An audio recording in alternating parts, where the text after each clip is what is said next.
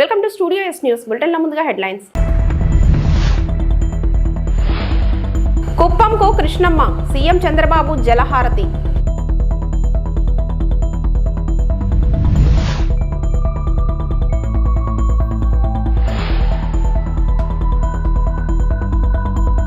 రిషికొండలో పవన్ నాదెండ్ల కొత్త డ్రామా, అమర్నాథ్.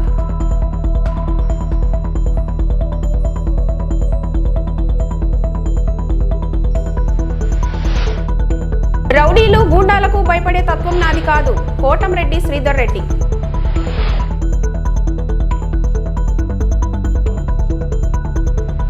కృష్ణమ్మ కుప్పం చేరుకుంది. కుప్పం నియోజకవర్గంలోని చివరి భూముల వరకు చేరింది. దీంతో కుప్పం బ్రాంచ్ కెనాల్ వద్ద కృష్ణమ్మకు జలహారతి ఇచ్చారు. ఆంధ్రప్రదేశ్ ముఖ్యమంత్రి నారా చంద్రబాబు నాయుడు హంద్రినీవా కాల్వల విస్తరణ పనుల ద్వారా కుప్పం చివరి భూములకు చేరాయి కృష్ణా జలాలు. ఏకంగా శ్రీశైలం నుంచి 738 కిలోమీటర్లు ప్రయాణించి కుప్పంలో బీడు భూములను తడుపుతోంది కృష్ణానది. పంచకట్టుకొని సాంప్రదాయ పద్ధతిలో కృష్ణమ్మకు జలహారతి కార్యక్రమంలో పాల్గొన్నారు సీఎం చంద్రబాబు. వేద మంత్రోచ్చారణల మధ్య కృష్ణమ్మకు పసుపు కుంకుమ సమర్పించి జలహారతి ఇచ్చారు. ఈ జలహారతి కార్యక్రమంలో మంత్రి నిమ్మల రామానాయుడు, ఎమ్మెల్సీ కంచర్ల శ్రీకాంత్, కుప్పం స్థానిక టీడీపీ నేతలు, ప్రజలు పాల్గొన్నారు. తమ నియోజకవర్గానికి కృష్ణా జలాలు రావడంపై సంతోషాన్ని వ్యక్తం చేస్తూ జై చంద్రబాబు, జై జై చంద్రబాబు అంటూ పెద్ద ఎత్తున నినాదాలు చేశారు కుప్పం ప్రజలు.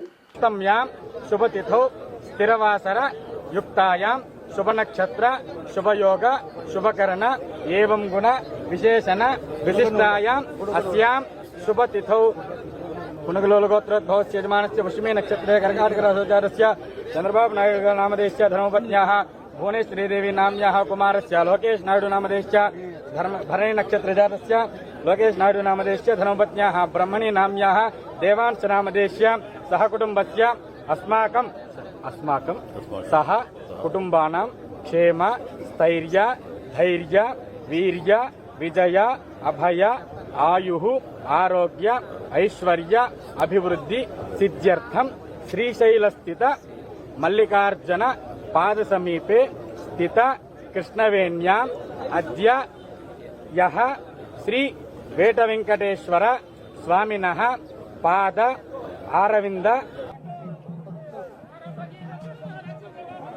जयतु जयतु मंगलापालनं जयतु जयतु श्रीनिवास समेत श्री अल्बेर मंगा बैठाई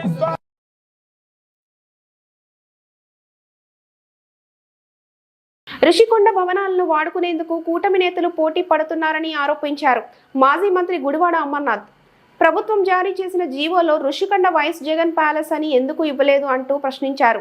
రుషికొండలో పవన్ డ్రామా చేశారు అంటూ ఎద్దేవా చేశారు. CM Chandrababu, deputy CM Pawan, మంత్రి లోకేష్ తీవ్ర విమర్శలు చేశారు. సంవత్సరాల కాలంగా జగన్మోహన్ రెడ్డి గారి మీద లేనిపోయినటువంటి తప్పుడు ప్రచారం చేయడం మొదలుపెట్టారు.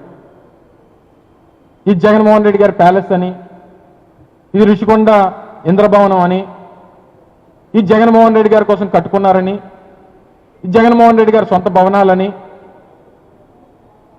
ఇది ఎన్నికల్లో ముందు నుంచి వారు అధికారంలోకి రావడానికి, అధికారంలోకి వచ్చిన తర్వాత నేటి వరకు కూడా దాన్ని ఓ రాజకీయ అవసరాల కోసం దాన్ని వాడుకుంటా ఉన్నారు. మీరు ఒక 200 కోట్ల రూపాయలు పెట్టి జూబ్లీ హిల్స్లో కట్టుకుంటే ఇల్లు చంద్రబాబు నాయుడు గారు అది చిన్న పూరుగుడిసే కదా, చెప్పండి చంద్రబాబు నాయుడు గారు. లేదా అమరావతిలో మీరు ఒక 5 ఎకరాల్లో కొత్తగా ఇల్లు కడుతూ ఉంటే అది స్కీమ్ ఇల్లు. కానీ జగన్మోహన్ రెడ్డి గారు ఆయన తాడేపల్లిలో ఒక చిన్న ఇల్లు కట్టుకుంటే అది ప్యాలెస్. ఎందుకు అలాగా పడేడుస్తారు చంద్రబాబు నాయుడు గారు? మీ నాయకులు అలాగే పడేడుస్తారు, మీకు సంబంధించినటువంటి మీ మిత్రపక్షాలు అలాగే పడేడుస్తాయి. మనకి చేత కాదు, ఎవరన్నా బ్రహ్మాండంగా ఒక బిల్డింగ్ కడితేనేమో చూస్తే utilisation of the ideal resort at Rushikonda రాయాల్సింది కదా జగన్మోహన్ రెడ్డి గారి ప్యాలెస్ అని, రిషికొండ ప్యాలెస్ అని రాయాల్సింది కదా, జగన్మోహన్ రెడ్డి గారి ఇల్లు అని రాయాల్సింది కదా, జగన్మోహన్ రెడ్డి గారి బిల్డింగ్లు అని చెప్పి జగన్మోహన్ రెడ్డి గారి సొంత ఆస్తి అని చెప్పి మీరు చేసినటువంటి తప్పుడు ప్రచారాన్ని మీ జీవోల్లో మెన్షన్ చేయాల్సింది కదా. మరి జీవోలో రిసార్ట్ అని ఎందుకు మెన్షన్ చేశారు? మరి దీని ప్రకారం అన్నా మేము చెప్తుంది నిజం అనేటువంటిది ఈ రోజు కన్నా ప్రజలు నమ్ముతారు కదా. మీరు చేసినటువంటి తప్పుడు ప్రచారం అని చెప్పి చాలా మంది చదువుకున్నటువంటి వారు కూడా అపోహపడేటువంటి విధంగా మీరు తప్పుడు ప్రచారం, గోబెల్స్ ప్రచారం చేశారు. ఈరోజు ఐడిల్ రిసార్ట్ అని చెప్పి, రిసార్ట్ అని నేరుగా ఈ రాష్ట్ర ప్రభుత్వమే ఎవరైతే ఆరోపణలు చేసినటువంటి ఇదే చంద్రబాబు నాయుడు, ఆరోపణలు చేసినటువంటి ఇదే నారా లోకేష్, ఆరోపణలు చేసినటువంటి ఇదే డిప్యూటీ సీఎం పవన్ కళ్యాణ్ గారు, మరి ఈరోజు జీవో వచ్చేసరికి రిసార్ట్ అని ఎందుకు మెన్షన్ చేశారు? లేదా జగన్మోహన్ రెడ్డి గారి దగ్గర నుంచి ప్రభుత్వం రాయించుకుందా? లేదా జగన్మోహన్ రెడ్డి గారి ఆస్తి బదలాయింపు ఏమైనా ప్రభుత్వం చేసుకుందా? నెల్లూరు రూరల్ ఎమ్మెల్యే కార్యాలయంలో నెల్లూరు రూరల్ ఎమ్మెల్యే కోటంరెడ్డి శ్రీధర్ రెడ్డి విలేకరుల సమావేశం నిర్వహించారు. ఈ సందర్భంగా ఆయన మాట్లాడుతూ, నిన్న ఒక వీడియో చూసి షాక్ కి గురయ్యా.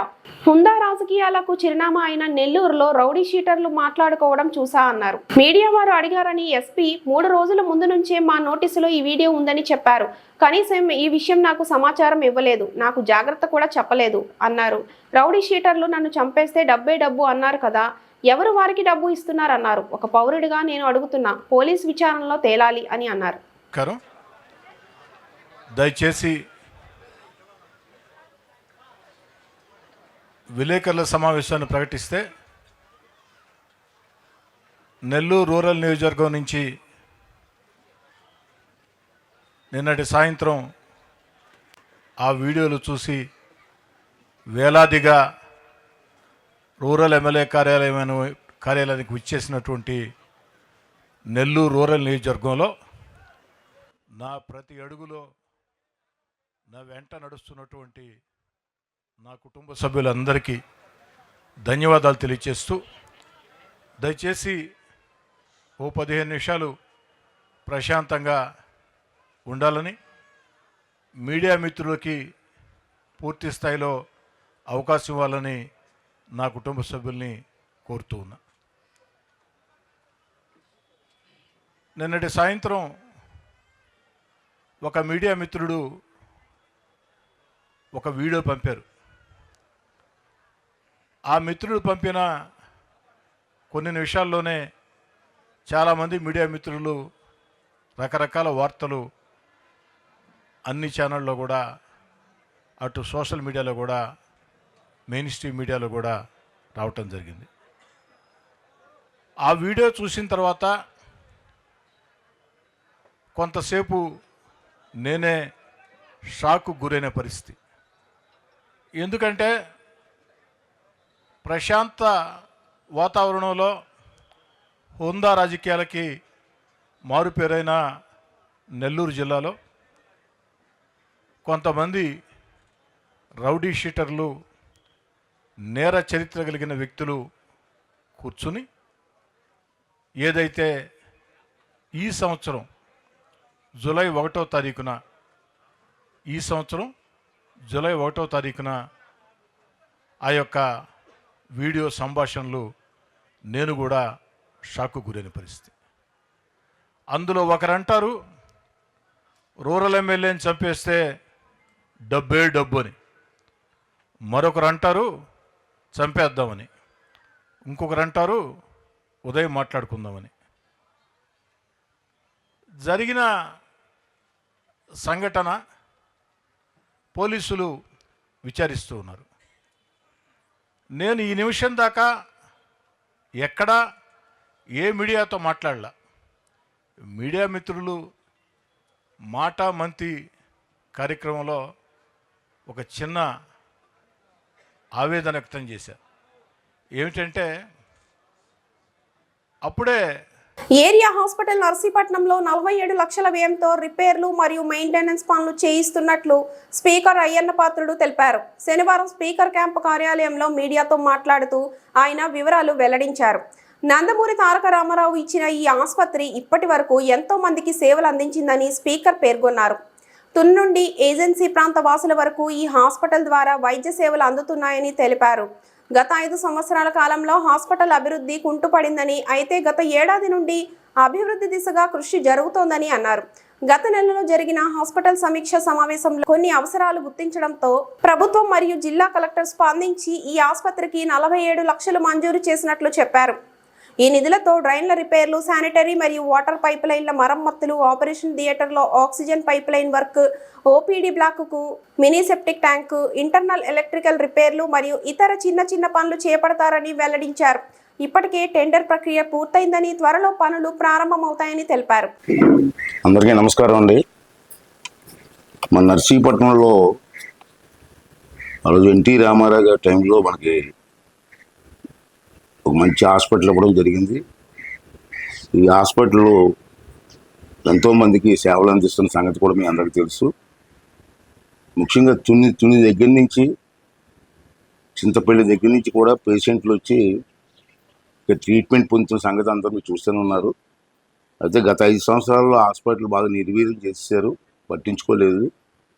మళ్ళీ ఈ ప్రభుత్వం వచ్చిన తర్వాత 1 year నుంచి కూడా దాన్ని అభివృద్ధి పథంలో నడిపించుకుంటూ వస్తున్నాం. మన మీటింగ్లో కూడా మేము మాట్లాడినప్పుడు హాస్పిటల్ని మేము ఇన్స్పెక్ట్ చేసాం. దాంట్లో కొన్ని అవసరాలు ఉన్నాయి, అవి కూడా పూర్తి చేస్తే బాగుంటుందని చెప్పి మొత్తం ఆ రోజు కమిటీ మీటింగ్లో డిసైడ్ చేయడం జరిగింది. దాని ప్రకారంగా గవర్నమెంట్కి ఒక లెటర్ రాసాం. కొన్ని కార్యక్రమాలు ఉన్నాయి, డబ్బులు కావాలని.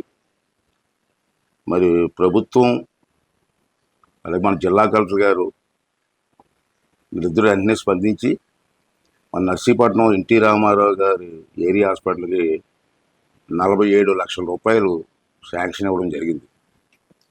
ఆ 47 లక్షల రూపాయలతోటి ముఖ్యంగా డ్రైనేజ్ రిపేరు. వర్షం పడితే హాస్పిటల్లో నీరు స్టాక్ ఉండిపోతుంది, అది డ్రైనేజ్ బాగు చేయడం కోసం. మళ్ళీ రెండోది ఏంటంటే శానిటరీ అలాగే మరి వాటర్ సప్లై లైన్లు ఇవన్నీ పాడయ్యాయి, దానికోసం. అలాగే ఆపరేషన్ థియేటర్లో oxygen pipe line, oxygen cylinder కాకుండా పైప్ లైన్ వేస్తున్నాం. ఆ పైప్ లైన్లో ఆక్సిజన్ కావాల్సిన వాళ్ళకి పైప్ లైన్ ద్వారా సప్లై చేయడం కోసం చెప్పి ఒక కొత్త టెక్నాలజీ పెడుతున్నాం దానికోసం. అలాగే OPD block mini septic tank లేదు, దానికి సెప్టిక్ ట్యాంక్ కోసం. అలాగే ఇంటర్నల్ ఎలక్ట్రికల్ వైరింగ్ కానీ బల్బులు కానీ ఇవన్నీ కొన్ని ఇబ్బందులు ఉన్నాయి, దాన్ని రిపేర్ చేయడం కోసం. అలాగే ఇంకా హాస్పిటల్లో చిన్న రిపేర్ వర్క్స్ ఉన్నాయి, ఇవన్నిటినీ పూర్తి చేయడం కోసం గవర్నమెంట్ నుంచి మనకి 47 లక్షల రూపాయలు వచ్చింది. దీన్ని వెంటనే టెండర్స్ పిలిపించి దీనికి వెంటనే పూర్తి చేయాలని చెప్పి కూడా నిర్ణయం తీసుకోవడం జరిగింది హాస్పిటల్ కమిటీ ద్వారా. అలాగే రెండోది ఏంటంటే నిన్నే జిల్లా కలెక్టర్ గారితో మాట్లాడారు. మనకి రూరల్ ఏరియాలో అంటే మండలాలలో హాస్పిటల్స్ ఉన్నాయి మనకి, పిహెచ్సి సెంటర్స్. ఆ పిహెచ్సి సెంటర్లో కూడా కొన్ని ఇబ్బందులు ఉన్నాయి. అవన్నీ కూడా లాస్ట్ టైం నేను కలెక్టర్ గారికి దృష్టి తీసుకెళ్ళినప్పుడు ఆవిడ కూడా స్పందించి దానికోసం అని చెప్పి మనకి 72 లక్షల రూపాయలు ఇచ్చారు. అల్లూరి సీతారామరాజు జిల్లాలో వేరువేరు గంజాయి కేసుల్లో 415 కేజీల గంజాయిని స్వాధీనం చేసుకుని 5 నిందితులను అరెస్టు చేసినట్లు జిల్లా అదనపు ఎస్పీ పృథ్వీరాజ్ మీడియా సమావేశంలో వెల్లడించారు. జిల్లాలోని జీ మాడుగుల మండలం బీరం పంచాయతీ అనర్బ శివారులో వాహనాల తనిఖీ చేస్తుండగా ముందస్తు సమాచారంతో బొలెరో వాహనంలో 350 కేజీల గంజాయి, 1 ద్విచక్ర వాహనం, 3 మొబైల్ ఫోన్లు స్వాధీనం చేసుకుని 3 నిందితులను అరెస్ట్ చేసినట్లు తెలిపారు. అలాగే పెదబైలు మండలం సీతగుంట జంక్షన్ వద్ద వాహన తనిఖీ చేస్తుండగా ఒరిస్సా వైపు నుండి వస్తున్న ద్విచక్ర వాహనంలో 65 కేజీల గంజాయితో 2 నిందితులు పట్టుబడినట్లు తెలిపారు. గంజాయితో పాటు వాహనాలను సీజ్ చేసి నిందితులకు రిమాండ్కు తరలించామని అన్నారు. గంజాయి సాగు రవాణా చేయడం నేరమని, ఇటువంటి చర్యలకు పాల్పడితే కఠినంగా శిక్ష పడుతుందని అన్నారు. గంజాయి నేరాలకు పాల్పడవద్దని హెచ్చరించారు. అందరికీ నమస్కారం అండి. ఈరోజు మనకి జీమాడుగుల స్టేషన్ లిమిట్స్లో ఒక హ్యూజ్ క్వాంటిటీ ఆఫ్ గాంజా తరలిస్తున్న వెహికల్ అండ్ పైలట్ పర్సన్ని మనం అప్రిహెండ్ చేసి పట్టుకోవడం జరిగింది. మనకి అది సుమారు 350 కేజెస్ ఆఫ్ గాంజా, 350 కేజీల గాంజాతో ఒక బొలెరో పికప్ వ్యాన్లో వాళ్ళు పట్టుకెళ్తుండగా మన పోలీస్ వాళ్ళు ఇంటర్సెప్ట్ చేసి అందులో ఉన్న 3 పర్సన్స్ని కూడా అప్రిహెండ్ చేయడం జరిగింది. అలాంగ్ విత్ ఒక పైలట్, ఏదైతే ఒక మోటార్ సైకిల్లో వస్తున్న పైలట్ పర్సన్ కూడా అప్రిహెండ్ చేయడం జరిగింది. ఈ మొత్తం ట్రాన్స్పోర్టేషన్లో మనకి ముఖ్యంగా ఒడిస్సాలో ఇది గంజాయిని ప్రొక్యూర్ చేసుకున్నట్టు అండ్ ఫర్దర్గా మనకి జీమాడుగుల అండ్ పెద్దబయలు మండలికి సంబంధించిన వాళ్ళు దానికి మీడియేటర్స్ కింద యాక్ట్ చేస్తూ ఆ గంజాయిని కొంత దూరం వరకు నడకదారి మీద, కొంత దూరం వీళ్ళు బళ్ళ మీద తరలిస్తున్నట్టు మనకు సమాచారం వచ్చింది. అండ్ ఎంటైర్ రూట్స్ అన్నీ కూడా మనం ట్రాక్ చేసాం అండ్ ఫర్దర్గా వెరిఫై కూడా చేయడం జరుగుతుంది. అండ్ వీళ్ళతో పాటు ఫర్దర్ లింక్స్ ఈ 350 కేజీల గాంజా కూడా ముందు ఈ అనకాపల్లి లిమిట్స్లోని ఒక పర్సన్కి తీసుకెళ్ళి ఇవ్వడానికి వాళ్ళు ఒప్పందం కుదుర్చుకున్నారు. ఫర్దర్ ఫైనాన్షియల్ ట్రాన్సాక్షన్ కూడా ఎస్టాబ్లిష్ చేయడం జరుగుతుంది అండ్ ఫర్దర్ నెట్వర్క్ అంతా కూడా క్రాక్ చేయడం. ముఖ్యమంత్రి చంద్రబాబు నాయుడు హయాంలో రాష్ట్రంలో అత్యధికంగా ఉపాధ్యాయుల నియామకం జరిగిందని కర్నూలు జిల్లా Emmiganur MLA doctor BV Jayanageshwar Reddy పేర్కొన్నారు. శుక్రవారం విలేకరుల సమావేశంలో మాట్లాడుతూ ఎన్నికల ముందు ఇచ్చిన హామీ మేరకు మెగా డిఎస్సిని ప్రకటించి పారదర్శకంగా నిర్వహించామని తెలిపారు. గత వైసీపీ ప్రభుత్వం 5 ఏళ్లలో ఒక నోటిఫికేషన్ విడుదల చేసిన దాఖలాలు లేవని, మాజీ సీఎం జగన్మోహన్ రెడ్డి డిఎస్సిని ఇస్తానని యువతకు మోసం చేశారని మండిపడ్డారు. కూటమి ప్రభుత్వం 16,347 మెగా డిఎస్సిని దిగ్విజయంగా పూర్తి చేసిందని, ఇందుకు విద్యాశాఖ మంత్రి నారా లోకేష్ కు ప్రత్యేక ధన్యవాదాలు తెలుపుతున్నట్లు ఎమ్మెల్యే బివి జయనాగేశ్వర్ రెడ్డి తెలిపారు. యువతకు అదే రకంగా విద్యారంగానికి, టీచర్లకు గత ప్రభుత్వం డిఎస్సి అనే పదానికి సమాధి కట్టి పూర్తిగా యువతని, ఏదైతే ఉద్యోగ అవకాశాలు వచ్చేటువంటి యువతని మోసం చేసిన ప్రభుత్వానికి బుద్ధి వచ్చేలా ఈరోజు మా యువకుల రథసారథి విద్యాశాఖ మంత్రులు నారా లోకేష్ బాబు గారు ఏదైతే ఇచ్చినటువంటి మెగా డిఎస్సి మాట 16,347 టీచర్ పోస్టులని దిగ్విజయంగా పూర్తి చేసి కాల్ లెటర్స్తో ప్రతి ఒక్కరికి వచ్చే విధంగా ఈరోజు పారదర్శకంగా ఇటు ఎస్సీ, ఎస్టీ, బీసీ, మైనారిటీ, అదే రకంగా సమీకరణ ఏదైతే ఉందో ఉన్నటువంటి దాన్ని కూడా క్రోడీకరించుకొని అద్భుతమైన డిఎస్విని ఈరోజు దిగ్విజయంగా పూర్తి చేసినందుకు మా ఎమ్మిగనూరు నియోజకవర్గం తరఫు నుంచి మా లోకేష్ బాబు గారికి ప్రత్యేకంగా ధన్యవాదాలు తెలియజేస్తున్నాం. ఈరోజు చూసినప్పుడు రాష్ట్రంలో అదే రకంగా ఇక్కడ కూడా కొన్ని వాస్తవాలు పాత్రికేయ మిత్రుల ద్వారా తెలియపరచాల్సిన అవసరం ఉంది. ఎందుకంటే కూటమి ప్రభుత్వం ఏర్పడిన తర్వాత ఏ మంచి పని చేసినా కూడా వైసీపీ పార్టీ కేవలం చేస్తున్న మంచిని ఓర్చలేక బురద జల్లే కార్యక్రమం తప్ప ఇంకా వేరే ఏ పని పెట్టుకోలేక ప్రతిపక్ష పార్టీగా పూర్తిగా కనుమరుగయ్యే పరిస్థితిలో తమ ఉనికిని కాపాడుకోవడానికి ఈరోజు కేవలం డ్రామా మాటలు మాట్లాడుతూ ముందుకు పోవడం జరుగుతూ ఉంటాం. నేను ఈరోజు ఒక విషయాన్ని గుర్తు చేయదలుచుకున్నా. కరీంనగర్ జిల్లా వీరవంక మండలం చల్లూరు గ్రామ పంచాయతీ కార్యదర్శి కుంభం నాగరాజు లంచం తీసుకుంటూ ఏసీబీకి పట్టుబడ్డాడు.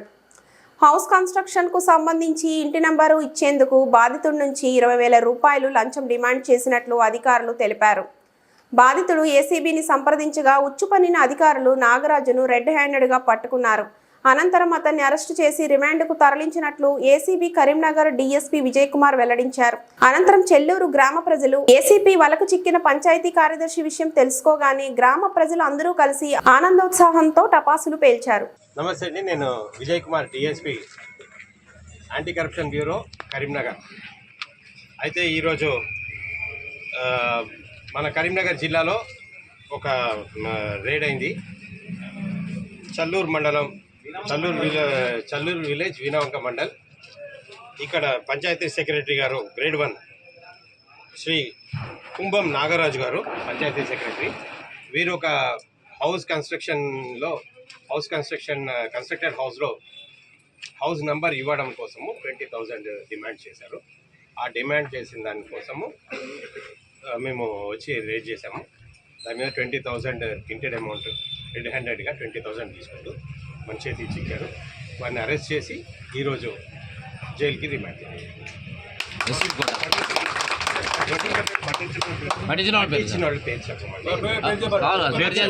వార్త అసంపూర్తి ఉంటుంది కదా సార్, చెప్పకపోతే ఎలా కలిసి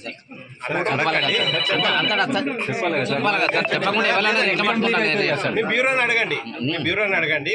మేము నా ఇంటర్వ్యూలో కూడా చెప్పాను, ఎవరైనా కంప్లైంట్ ఇస్తే వారి వివరాలు గోప్యంగా ఉంచుతాము అని మేము చెప్తాము. మేము ఎవరి వివరాలు ఇవ్వము, ఎందుకంటే వాళ్ళ సెక్యూరిటీ మాకు ఇంపార్టెంట్. ఓకేనండి. లంచాలకు ఎగబడితే మీ చేతుల్లో ఉందండి. ఎవరైనా లంచాల కోసం గవర్నమెంట్ గవర్నమెంట్ ఆఫీసర్స్ ఎవరైనా కూడా మీరిచ్చే ట్యాక్సెస్, మీరు పే చేసే ప్రతి, మీరు చాయ్ పైసలు, మీరు బిస్కెట్లు చాక్లెట్లు కొనుక్కునే పైసలు కూడా అందులోంచి ట్యాక్స్ మా జీతం కోసం వస్తాయి. మేమందరం గవర్నమెంట్ సర్వెంట్సే, గవర్నమెంట్ అఫీషియల్స్ కాదు. We are all government servants. Government జీతం తీసుకునే ప్రతి ఒక్కరూ కూడా గవర్నమెంట్ సర్వెంట్ కిందనే జమ కడతారు. అందువల్ల దయచేసి ఎవరైనా మీ గవర్నమెంట్ పనులు చేయడం కోసము లంచం అడిగితే ఇమీడియట్గా 1064 టోల్ ఫ్రీ నంబర్ 1064కి కాంటాక్ట్ చేయండి. మేము మీ అందుబాటులోకి వస్తాము, మీ వివరాలు గోప్యంగా ఉంచుతాము మరియు మీకు సహాయం చేస్తాము. Thank you. ఈ వార్తలు ఇంతటితో సమాప్తం.